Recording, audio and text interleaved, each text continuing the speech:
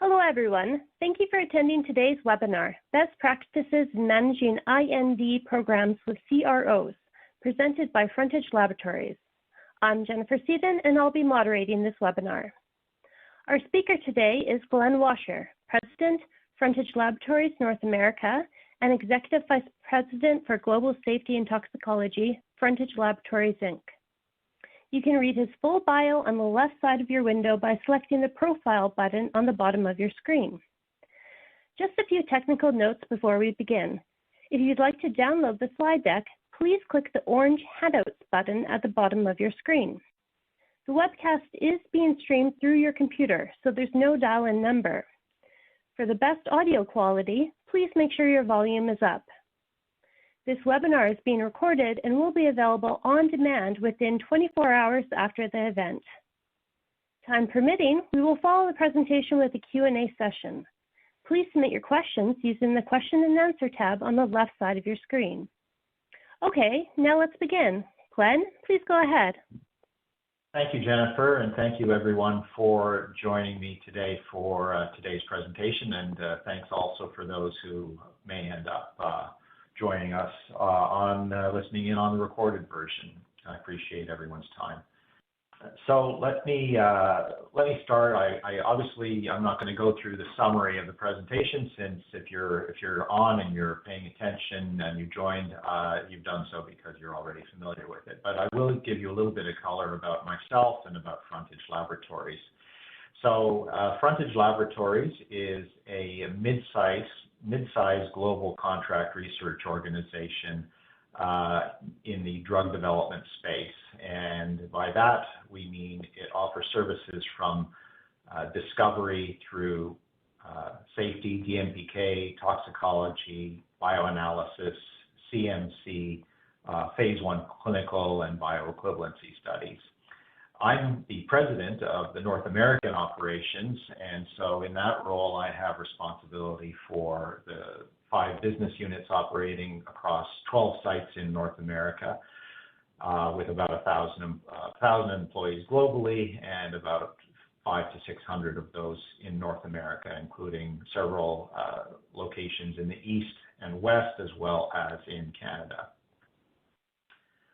My history is I've been in the contract research industry for over 35 years on both sides of the relationship, that is in the contract research organization side, as well as in the customer side in biopharmaceuticals. My background is I'm a board certified toxicologist and have been helping sponsors in drug development in most of that 35 years. Now, the topics that we'll cover are listed here. I won't go through them individually, but I will sort of highlight that the focus here will be not really a scientific presentation. So if you've signed on expecting me to talk about high science, there won't be a lot of that. This is going to be more about developing, building relationships, how to work effectively with CROs. I'll focus a lot during the first 2 to 3, 2/3 or half of the presentation on what you need to do to prepare yourself in terms of what you need to know, whether you need a consultant, how to qualify, how to build a relationship, what is the CRO business model and how does that impact how you deal with them, how to inquire and evaluate quotations and proposals, how to manage the relationship in terms of money, establishing expectations, communications, timelines, and then I'll cover in sort of a very high level detail the actual conduct of the studies, some of the contributing components that go into the programs, as well as the monitoring that's required, as well as the follow-up. At the end of the whole package of material is the how do you handle the reports and the submissions.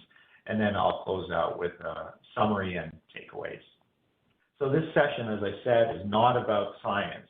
It's really about all the pieces of the puzzle that you need to be aware of and consider as you conduct the science with your CRO partners. So this course will certainly benefit drug development scientists, particularly those new to the industry who are starting to gain some familiarity with CROs, but also those in project and program management, those in the regulatory affairs or the quality assurance fields, and also those in procurement areas. It's often the case these days that procurement groups are heavily involved in not only seeking quotations and vendor input, but also managing CRO relationships. So those in that field will hopefully find this useful. Industry veterans will probably find this more of a refresher than anything else, but nonetheless, probably hopefully some useful information. The focus here will be on those of you working in smaller companies, as opposed to, say, those that may work with global pharma companies, although I believe there's probably some helpful information in here for them as well. I've got a little bullet point on this slide that talks about my colleagues in sales and how some of them may cringe at some of the information I choose to share. And there's this perception that sometimes there's certain industry secrets in the CRO industry, but truth be told, we have a lot of people crossing back and forth between pharma, biotech, and CROs. And so if there were any secrets in how CROs operate, those are long since gone. So with that, I'll get into the bulk of the presentation. So before you actually elect to engage in a discussion with a CRO and decide which CROs to work with, I think it's really wise to consider, do you know what you don't know? And in that vein, should you be engaging a consultant, a third-party consultant? Because the biggest and the most recurring errors that we see with clients as they conduct these programs is they go into it without necessarily recognizing the complexity. That's the complexity of the IND program itself, but also the complexity of dealing with multiple studies through CROs and potentially through multiple CROs. So the question to ask yourself then is, what relevant internal resources does your company have for you to support this IND program? They may have none, they may have some, they may have limited. Are they adequate? Are they sufficient? Are they already overextended? So it's probably wise at the outset to do a needs analysis and a gap analysis on those needs, covering things like, do you have the regulatory support, the toxicology, DMPK expertise and knowledge, CMC, bioanalysis, clinical, and so on. Those are good first sort of questions to ask yourself and decide whether you are ready to engage, and if you might want to engage with a third-party consultant. Now, some CROs offer in-house consultants in regulatory design and program conduct. And so you might be offered that in some CROs where they actually have scientists who are able to design your entire program and meet with FDA on your behalf and prepare your IND submission and so on. So what you have to consider there is, if that's being offered to you, firstly, how much are you paying for it? Are they handling other clients? Is that individual going to be dedicated to you, or are you going to be handed off from individual to individual? If you're working across multiple CROs, you may well need that consultant to work across those CROs and monitor them and audit them. Often that's a challenge when one CRO wants to audit another and visit and so on. So how will that be handled? And things will go wrong, small things and sometimes not so small things, and preferably not really big things. But eventually, at some point in relationships, issues will come up. Sometimes they'll be contractual, sometimes scientific, but there could be disagreements that come up between the CRO and your company. And if the consultant involved is a part of the CRO, how are you going to deal with that? And when push comes to shove, whose interests will be that person's first priority? So some challenges there to consider. By and large, it's my experience over the years that most of the time our clients prefer to go with independent third-party expert consultants that fill those resource and skill gaps that you may lack. Of course, there's obvious exceptions to that. Those of you in global pharma don't need that sort of resource, but even then there could be exceptions, such as a unique drug, a unique program where only a certain consultant has that expertise. In terms of engaging consultants, you need to consider the skill sets that you are lacking and that you need. And certainly in an IND program, the key component of the expertise that you'll need will be in drug development more broadly, including but especially toxicology. Ideally, anyone you engage should have extensive prior experience, preferably in pharma, potentially in CRO, perhaps also within regulators like the FDA. A strong familiarity with bioanalysis, CMC, clinical protocol development. Even though this is prior to the clinic, it's certainly very clear that the program needs to be designed to comply with whatever the clinical protocol will be. Hopefully, anyone you might engage would have experience with interacting, presenting to, addressing questions from the FDA and other regulators, and absolutely needs to have a strong familiarity with regulatory GLP, GMP, compliance issues, and so on. So as you look for these consultants, you should be referencing your peers, asking CROs, asking other consultants, and also ask anyone that you might engage with about their relationships with CROs. Oftentimes in the past, and not so much in the present, it used to be that there were some relationships, either formal or informal, between CROs and consultants. That's not so much the case these days, but it's worthy of asking the question and just verifying that there's no untoward relationship, and certainly if there's a financial relationship, that needs to be shared up front. So as I said, with regards to the third-party consultant or expert, it's not just about the science.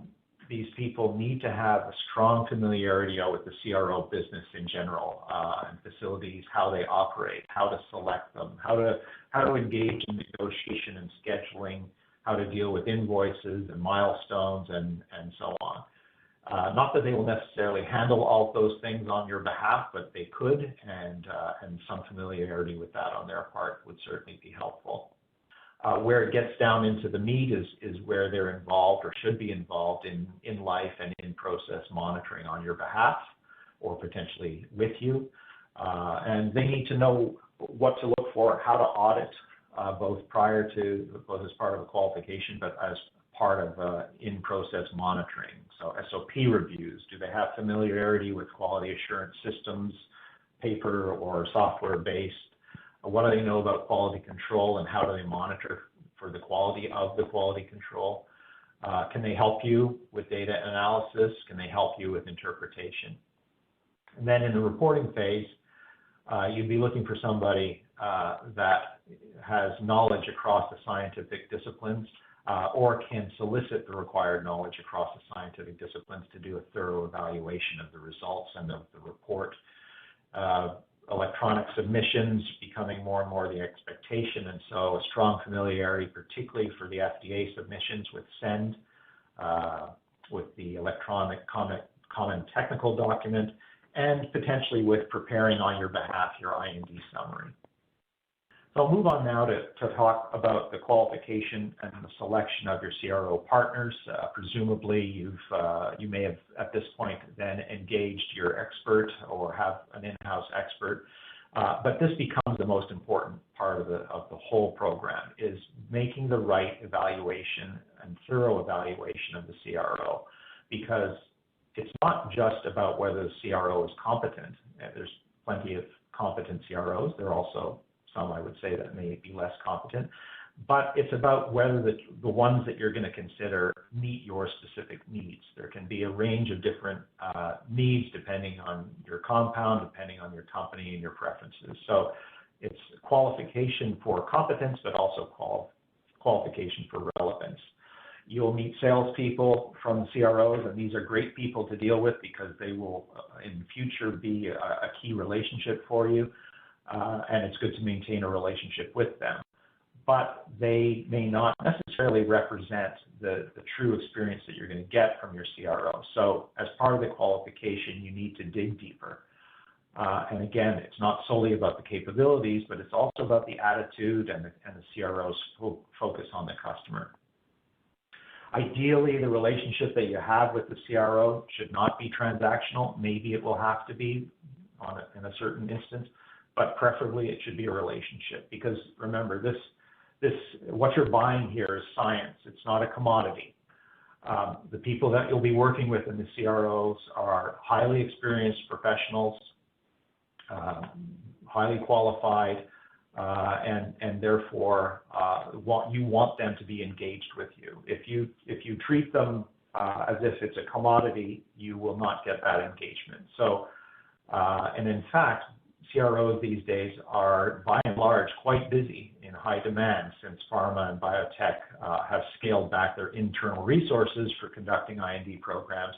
CROs are now sort of in the driver's seat in terms of having the resources that others don't. So to a certain extent, and currently now, while demand is high when it usually is, they can pick their customers. And if they have a choice between a very collaborative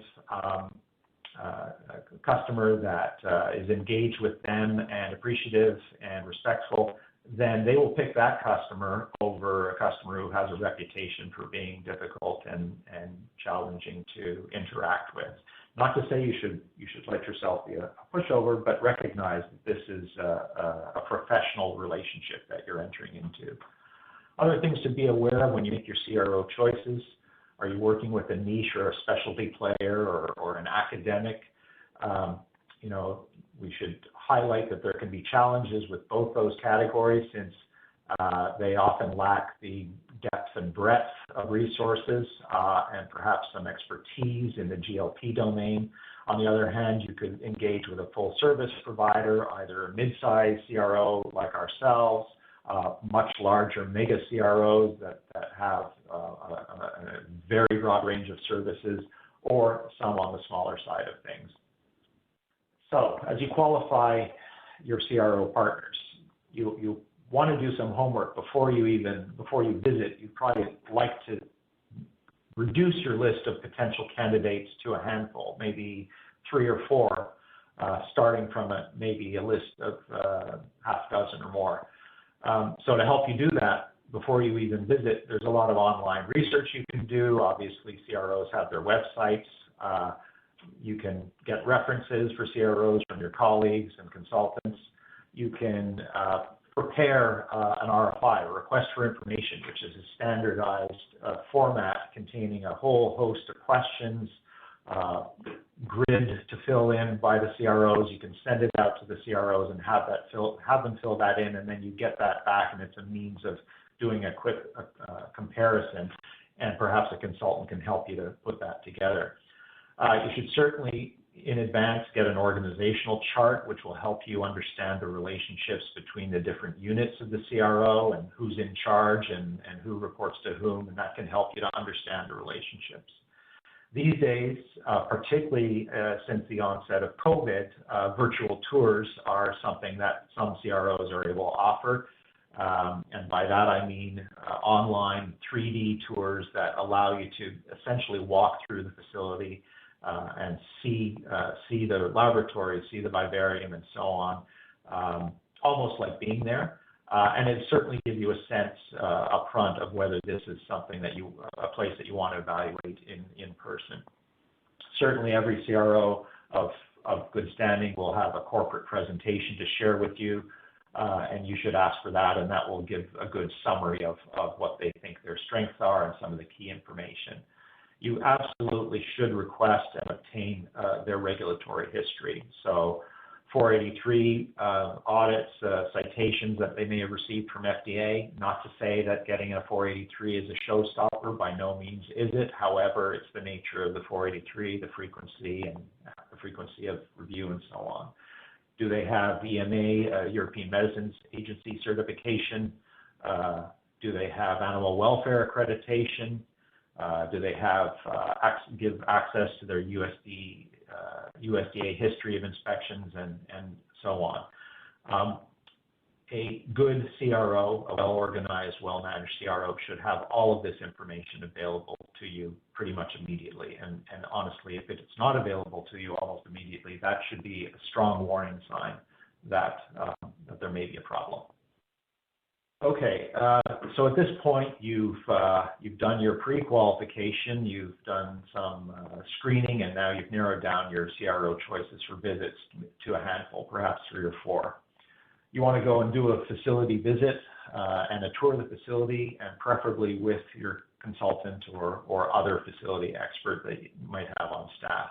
That would mean visiting the laboratories, the sample storage area, where the data is going to be stored, even the shipping and receiving and loading dock areas. You want to understand that the facility is properly maintained and operational.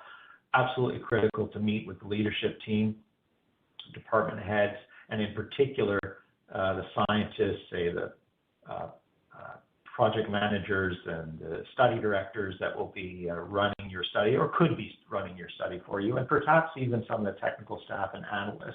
Because what you want to understand is what's their attitude, how do they relate to the organization, do you get any sense that they're under undue stress or overly busy. Site security is a key component of your visit. You want to look both at the physical measures, such as cameras and security doors and fences and so on, but also ask questions about how they screen their staff for when they hire them. Criminal background, of course, drug background is typical. But what about screening for past history in animal rights groups and so on? Something that's come up more and more often these days is infiltrations by animal rights groups. You want to be confident that you have done everything you can to check for that. Does the site have a business continuity plan to deal with disasters, be they natural disasters or any such disaster that could impinge the site's ability to do its business, and how does it recover from that? If it doesn't have a business continuity plan, then you should be severely concerned. What about data security? Obviously a big issue now with most systems online. So you need to interview the IT leadership as well as the QA leadership, because they typically work hand in hand on data security. Ask for the list of software. Is it current, modern software? Is it industry standard? Are there licenses, and how do the licenses work? Are they kept current? And just generally get comfortable that they have detailed and thorough policies in place. Ask about the quality systems. Are they online? Are they paper? What SOPs do they have that talk about quality? How do they track deviations, or even do they track deviations? And if they're not tracking deviations, that itself should be a noteworthy alarm bell for you. Following up as you continue your visit, you also want to look at facility maintenance. Do they have a standard schedule of facility maintenance, major equipment? Are they investing in major equipment? Facilities such as these are very capital heavy and require an ongoing investment in things like chillers and boilers and HVAC and other such equipment. If they are not investing, then that's also not a good sign. Other equipment, such as that going to be used on your studies themselves, I'm speaking, for instance, of mass spectrometers and so on. Are they current? Are they properly validated and maintained? Do they have service contracts? Meet with if you're working with a vivarium, look at the animal welfare policies, meet the veterinary staff, check into their USDA background and animal welfare history, and are they ALAC accredited? Have they had any exposure to protesters? And if so, what have been their measures to manage that and protect themselves and their customers? These days, COVID-related questions are certainly very important to ask. So you need to ask what measures they put in place to protect your study and protect you and protect their employees. Physical distancing, sanitization, spreading staff and laboratory space out. Obviously, if infection were to break out in a CRO, do they have enough staff to be able to cover all the work that they're doing? So in addition to all of that, you also want to get a sense of the place. What is the attitude of the staff towards you, towards each other? Is there a level of activity that is either extremely high or extremely low? Surprisingly, it's actually better to see a busy activity than a not so busy facility. When people are not busy, that's actually when mistakes tend to occur. And what's the level of professionalism that you perceive? You need to be comfortable with the organization that you're going to work with. And with that, I turn over to the issue of whether you're going to engage in a transactional or a partnership type of relationship. And the definition of a transaction, at least in my mind, is a case-by-case sort of contractual relationship where you basically start from scratch with every study or every contract, where you're not necessarily committed to future engagement, where you're not necessarily going to be getting dedicated staff or dedicated equipment or dedicated facilities. And as such, you're effectively, because you're starting from scratch each time, you're waiting your turn. And I would highlight that the risks of that sort of relationship are that when things get tough, the hurdles are greater to overcome because you haven't built up a relationship over time. Now, there may be instances where a transactional relationship is fine and appropriate, but by and large, a partnership relationship is preferred. In that situation, you're assuming an ongoing relationship based on a future relationship of contracts. It allows you, the parties, to establish sort of standard but customized contractual terms and the benefits that come out of that recurring relationship. It allows the CRO to develop regular, consistent practices related to the work they do for you. It allows them to become more effective and efficient. It also allows you to have a more open and frank communication. So not just when things go well, but when things go bad. And if you can communicate to them what you don't like in an open and frank way, they can work on improving them so that the next time you do work, you're even happier. There's also, when you build that relationship, there's going to be that opportunity to rely on them when you have an emergency, when you need a special study done that you just hadn't planned for, or when you have just a preference that maybe needs to be addressed that you hadn't thought of. They'll be certainly much more engaged when that request comes along. So moving on, we'll talk a little bit now about the CRO business model, that it's helpful for customers to be aware of their model. So whether they're a vivarium-based CRO, a lab-based, a clinic-based, or otherwise, they all pretty much operate on the principle of maximizing their resource utilization, minimizing the resource downtime, and obviously capitalizing on the demand in the market. So by and large, the resources can be broken out into people, resources, facility resources, and instrument resources. So if in the case of a vivarium, there's a targeted revenue per room that they're looking for. In the case of staff, they're looking for a targeted revenue per head or a targeted utilization. In the case of instruments, they're looking for a targeted utilization per day or per week. What influences the model? Well, industry demand. And frankly, as I referenced earlier, demand tends to be high these days and will look to continue to be that way. So in any supply and demand market, the greater the demand, the more limited the resources, the more pricing is higher. And then the opposite obviously being true. Be aware that there's opportunity when CROs get contracts canceled or customers delay. There's also the opportunity they want to fill that space or use that resource that would otherwise sit idle. And that can be an opportunity for someone, another customer, to step in and take that suddenly available space and possibly get it at a bargain.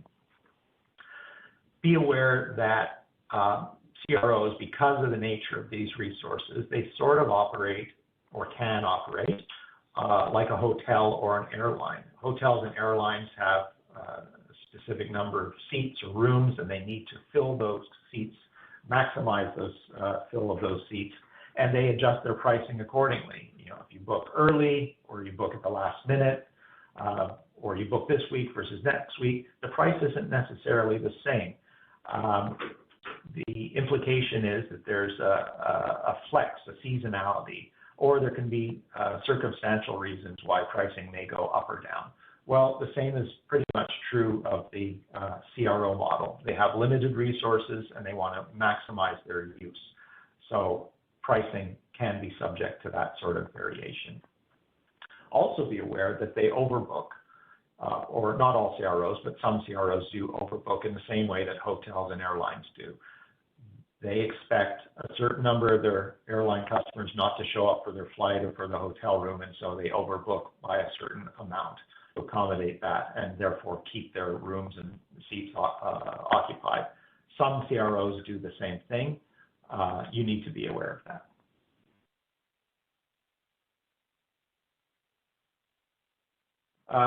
Another consideration is the volume-based discounting or preferred provider relationships. Now, those in very small companies may not be able to leverage this opportunity, but if you get to a size where you have many programs, or even if you've got many categories of work that could spread across many of a CRO's business units, there's an opportunity to establish a preferred provider relationship with them that gets you discounting.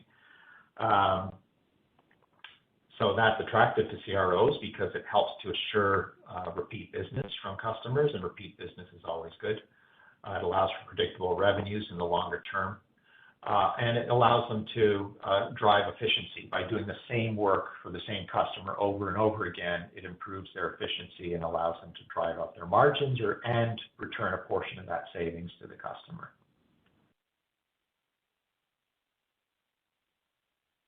So when it comes to quotations and proposals, one of the first things to be aware of is that you could very well have a bias. That is, you may already have a preferred laboratory. Maybe your friend works there. Maybe you've heard good things about it through channels. As you're doing that qualification, and as you're doing the quotation process of proposals, try and recognize that you have a bias and try and put that aside. Bear in mind that competitive bids aren't solely about price. Certainly price is important, and you don't want to be paying astronomically more than is reasonable, but by the same token, avoid paying well below sort of the average, because that's a bad sign as well. So things like relevant expertise, experience and history with the type of work you're looking to do. What's their quality track record, as you've addressed from the qualification? What's their reputation? But ultimately, it all comes back to the relationship as well as a combination of those things. As you're getting quotations, bear in mind that the hit rate is about 20 to 30%. So what I mean by hit rate is 20 to 30% of the volume of bids that a CRO bid on, they win, which means that somewhere around 70 to 80% of what they bid on, they lose. So they put a substantial amount of effort into that, and you don't want to become known as a serial bidder that always goes to your second and third choice CROs just to get them to give you a price, but you never give them work. That becomes known in the industry, and you become known for that, and eventually CROs will cease giving you that bid or cease being accommodating on things when you suddenly do need them. Also be aware that when you lead time, i.e. how quickly can you start, and schedules, i.e. what is the date for start and finish, those come with the quotes, but they're not locked in. So until you actually authorize that quote, there's always the potential that you're going to lose that slot, and that's something that you always have to bear in the back of your mind. Understand that other things influence pricing. Your reputation as a customer, referring back to some of the stuff I spoke of earlier. If you're challenging to work with, if you are exceedingly demanding, and so on. CROs, as I said earlier, have the opportunity to pick and choose to a certain degree. So you don't want to put yourself out of the customer bidding, as it were. Other things that will influence it are study complexity. that'll obviously make the price higher. And if it is a complex study and you're getting a lowball price, well, that could be a sign that your CRO has not properly evaluated what it is they're doing for you and that they're not prepared. Obviously, supply demand, and again, you want to be a customer that CRO staff want to work and engage with. So when you have your quotations, you want to compare apples to apples. And as you're going through them, you need to go through them in detail. If they're lacking in detail, that is a concern. Also watch for things that are at additional costs. And also watch for missing elements. And the challenge is there is if you're not familiar with it, you won't know what's missing. But there's often things missing, sometimes intentionally, sometimes by accident. I'm certainly aware of some CROs that have charged extra for actually producing a report and have left that out of the quotation process. So there can be surprises, and as it says in this slide, the devil's in the details. You need to thoroughly understand the design elements, the frequency of measures, the numbers of measures, the types of parameters. Understand also how long is it going to take you to get your report. If it's going to take you inordinately long, then perhaps that quotation is not the one that you want to pick. Also, understand what the deliverables are. Sure, it's a report, but what about the format? Is it in electronic format? Is it send ready? When is the send file going to be ready? Is it days or weeks after the final report? What about archiving? Is it included in the price? And for how long? And when the archiving period ends, then what? How much does it cost? And so on.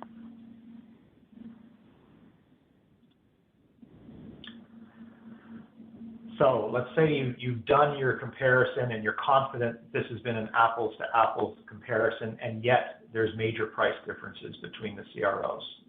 Why could that be? Well, a few reasons could be strategic. It may be that the CRO has had a cancellation and they want to fill that space and use up those resources. It could be a short-term objective. So for instance, a public CRO may be approaching the end of the quarter and they want to meet their sales or revenue target, and so they'll offer a lowball price in order to get some work in and meet that objective. It could be that they want to build a relationship with you. It could be that perhaps they've been trying hard to get in with you and they are going to make this push and give you a big discount. And it's about building relationships. But again, be cautious of that lowball price because it could be other things. It could be a failure to really understand what it is you're doing, or it could be that they're just not skilled to do what it is you're wanting them to do for you. You want to get value for your money, no question. You are paying, though, for professionals. The services that you're getting are not a commodity, and you absolutely need to rely on engagement because they're professionals. And as with everything in life, you get what you pay for. So again, avoid having that reputation of being late on payments or failure to pay or pushing for very delayed payment terms or demanding freebies or being overly argumentative. You should absolutely not let yourself pay more than is reasonable, but you also don't want to be nickel and diming the CRO on the other end. You want them to be engaged and committed to your program, and that means being engaged and appreciative with them. Changes on the fly are something that will probably happen during the course of a program or a study that you undertake. And so you need to appreciate that if you want them to do those things on the fly, you also have to be willing to be flexible on when you get quoted for that and so on. So again, something to be aware of. I said it's about money, but it's about time. Ultimately, time is money, as the saying goes. So IND programs are on the critical path, and you need to do everything you can to work with the CRO effectively to stay on time. I can tell you with certainty that at some point during your career, and very likely at many points during your career, you're going to be asking CROs to go above and beyond. You may have paid them, you may have agreed to terms, you may have established expectations, but something will happen that's beyond your control or their control, and you're going to be asking them for a favor. you're going to be asking them to be responsive. So you yourself need to be responsive. That means timely turnaround from you back to them. As much as you expect that from them to you, they need that from you. So turn around on protocols, turn around on contracts, change orders, invoices, turn around on your report comments. Make it easy for the CROs to understand your report comments instead of having multiple rounds or multiple reviewers. It becomes very challenging for them. And when that becomes challenging, it puts your timelines for finalization at jeopardy. As you engage with the CRO, probably one of the most important parts of this presentation is the idea of establishing expectations early and clearly. And I would say over my career, the biggest contributor to unhappiness with the outcome or failed outcome or late outcome is a failure to establish very clearly what the expectations are. And almost all the time, it's about communication. Bad communication is the central cause for almost every error or poor outcome. I've said 90% of errors. I will acknowledge that that's a guess, but it's probably a pretty good guess. So upfront, establish what you want to know about, when you want to know about it, where you want to know about it, even tell them why you want to know about it, because that at least helps them to engage. Who are you going to hear from? How are they going to communicate with you? I would suggest that you have established as a routine through the before the program starts, during the program, even during the reporting phase. Have regular telephone conversations once a week. It could end up being 5 minutes long, but at least it becomes a standard. These days, younger people tend to like to text. Texting is not an ideal means of interacting between a CRO and a sponsor. Ideally, it needs to be email because you have a record, followed up or preceded by a phone call because you need to develop that relationship.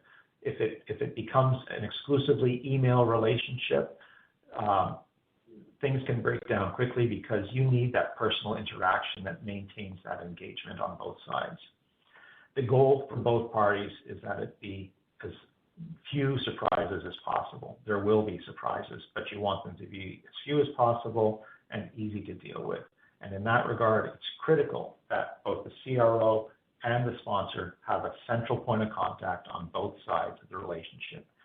It's fine if you've got people talking to each other at different levels of the organization, but ultimately the central points of contact have to be the authorities and the final decision makers.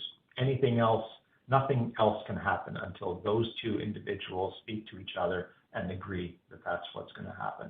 Otherwise, it becomes chaos, mayhem, and lots of things happen that you don't want to happen. Ideally, you should establish an executive contact within each organization.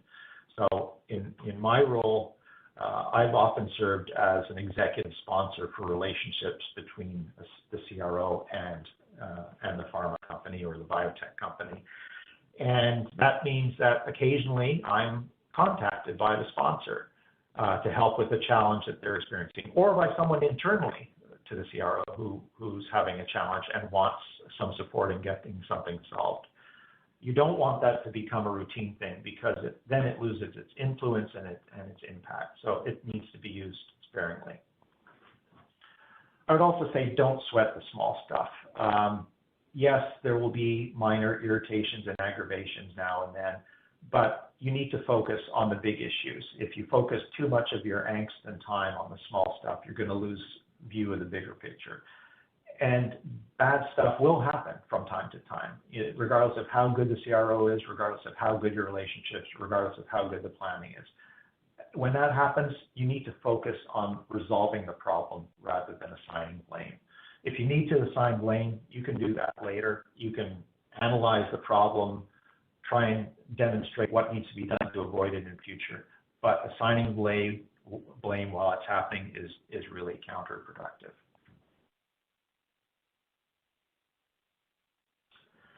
When it comes to actually program and study scheduling, you need to work with your consultant and the CRO to focus on the high-risk areas, the things that are most common to go wrong and most impactful when they do go wrong.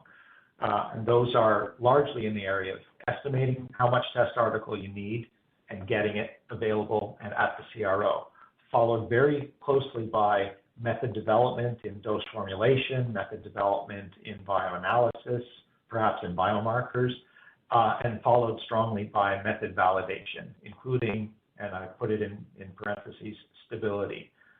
These methods have to be rock solid and they have to be in place long before any actual study starts. The risks here are far too high. Use the tools that are available to you, Gantt charts to map out all of the studies, the sub-activities and the sub-sub-activities. And as you're doing this, think about whether you want to be very aggressive or non-aggressive on your scheduling. Aggressive schedules look great because the total timeline is short, but the least thing goes wrong and the whole schedule can go off. So buffers are usually recommended. You can try and eat those buffers up at the end if in the end everything went to plan. If you're looking at a single CRO vendor or multiple CRO vendors, consider the risks and benefits of that.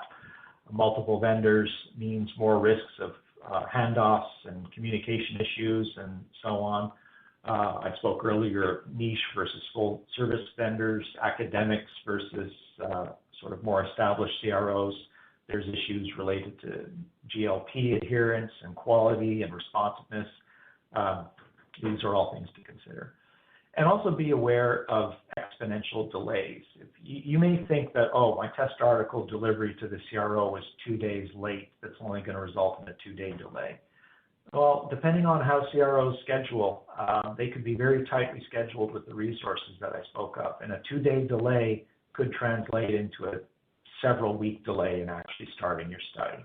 So do not assume anything in that regard. Supporting services, I've covered a lot of this already. You should certainly consider, are you using a third-party CRO or are the services under one roof, i.e. under one company? And if they're under one company, are they within the same or multiple sites? Not that that's necessarily an issue, but it's something that you should be aware of. I won't go back through these issues of test article and dose formulation, but timing is absolutely critical. Similarly with biomarkers, really think carefully if you want to include these types of things into your programs. If they're nice to have, they may not be the best to have, simply because if you don't get the outcome you want, that could put you down a path of having to deal with expectations that you've unfairly established. I'll jump down to pathology simply to say, make sure that if you have multiple programs that you're using the same pathology resource across those programs, across all the studies in that program, because this is really one of the most critical aspects, and you can't afford to have variability from from pathologist to pathologist. In terms of supporting services, simply be aware that with each of these subcategories of studies that make up your IND program, there's certain pitfalls to be aware of, pros and cons of different approaches that can be taken. Discuss those with your consultant, discuss those with your CRO, and be ready to make the appropriate choice in terms of either risk reduction or timeline acceleration. I talked about already the pre-study considerations. The most common sources of delay and difficulty, I can't emphasize this enough, is delays in starting your method development and validation and availability of test article. Number 1 and 2, neck and neck. But also last-minute changes that you make in study design. As I said, those can have much longer effects than you might think.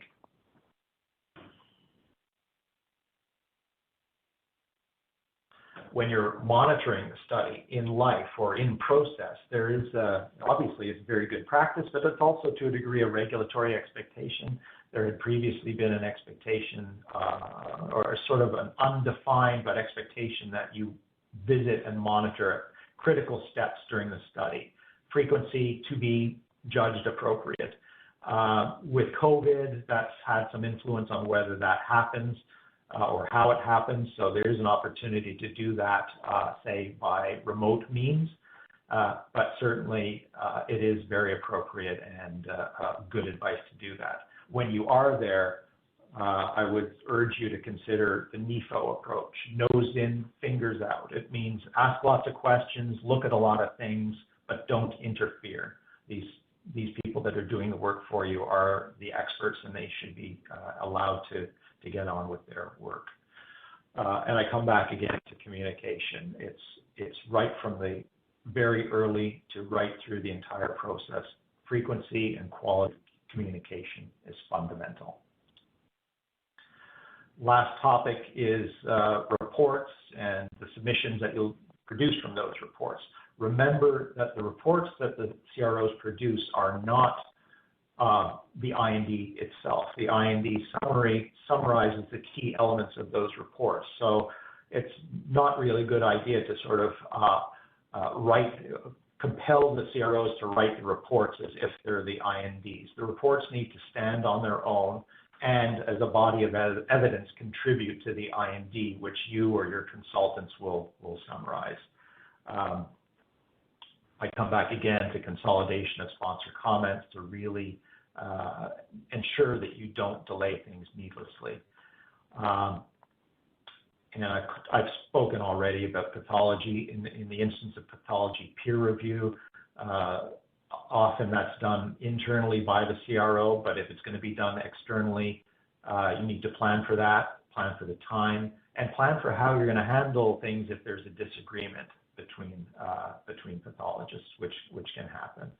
And then finally, send. It's critical for any FDA IND submissions.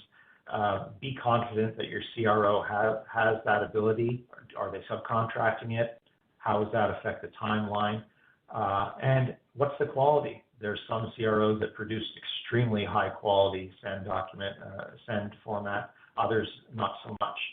This category of work does not have to be audited. Some CROs choose to quality control it, others choose to do so to a lesser degree. And finally, the key takeaways.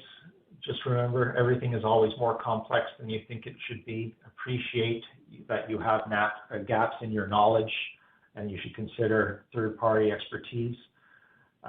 Make sure to do a thorough and rigorous qualification of your CRO choices, and remember that a partnership is going to be far better than a transaction.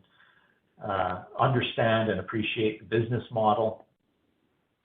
Make sure to delve into the details when it comes to proposals and quotes. Managing your time and managing your money, very much the same thing. And so both of those contribute to managing the relationship with your CRO, as do managing expectations and establishing expectations up front, and most in particular, communication being the number one source for bad outcome is bad communication. In life, monitoring will help you to avoid surprises and ensure everyone is engaged.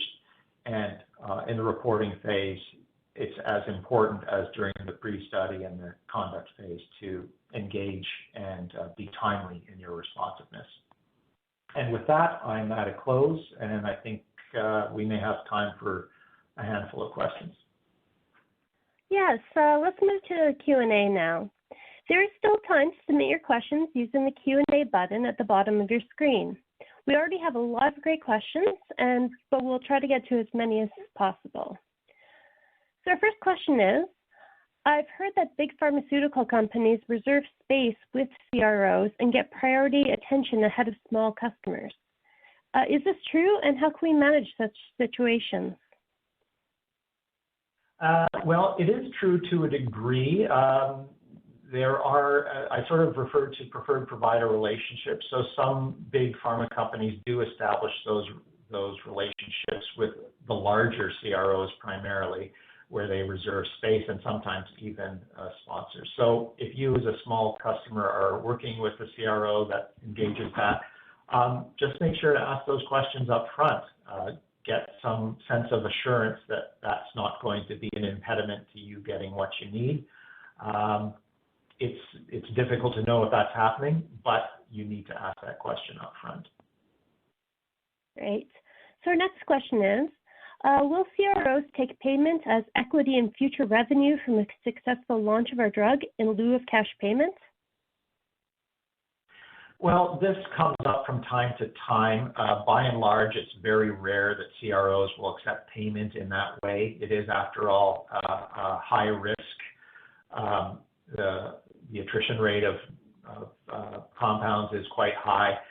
It has been known to occur, but I would say it's highly infrequent, and more likely than not, if you propose that, it'll get rejected. Okay. So our next question is, regarding your comments about third-party consultants, what about CROs that offer in-house program management? Is that the same thing?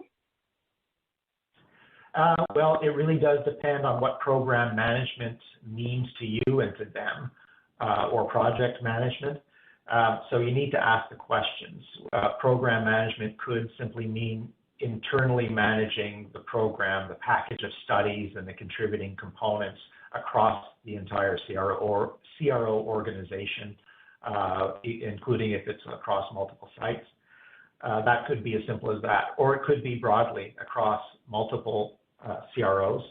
And it could potentially include more than just the managing the program. It could include managing the IND submission itself.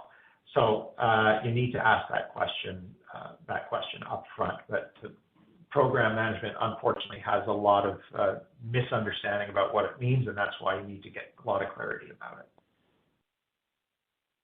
Our next question is, for our program, we are intending to do all the plasma bioanalysis and pharmacokinetics ourselves and submit to CRO to report. Is that okay? It is okay on the understanding that the bioanalysis and pharmacokinetics are conducted according to GLPs or GCPs in the case of clinical. But that is a risk that you take if your operation is not fully compliant or if your third party is not fully compliant. On top of that, the CRO study director is going to want to review those data and even the raw data that you provide and satisfy themselves that they're compliant. Oftentimes, they will discover errors and things that, or failures to comply. So you need to be very confident that you're following GLPs and that you have a good quality program. Okay, it looks like we have time for one more question. But we have had a lot of great questions today. We couldn't get to them all, but we will try our best to get back to everyone who submitted personally after the webinar.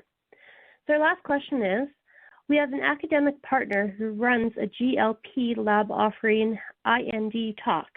What are the risks? Well, I don't want to cast aspersions on all academic CROs, but you need to be aware that the risks will, just simply based on past history and experience, the risks will be higher that academic partner lacks the GLP compliance and all of the typical CRO resources to ensure that they are satisfying all the regulatory and GLP requirements. You can easily go onto the FDA FOI website and get information about different findings that have been seen in different labs, including academic labs. And there are some pretty scary stories that you'll see, in particular with regards to some academic labs. So if you choose that route, make sure to do your homework and be very comfortable before going down that path. Great, thanks, Glenn. And thank you all for attending this Fierce Markets webinar and submitting so many great questions. I'd like to thank Glenn for participating and Frontage Laboratories for presenting today's webinar. This webinar has been recorded. You will be able to access the recording within 24 hours using the same audience link that was sent to you earlier. Thank you for joining, and we look forward to seeing you at future events.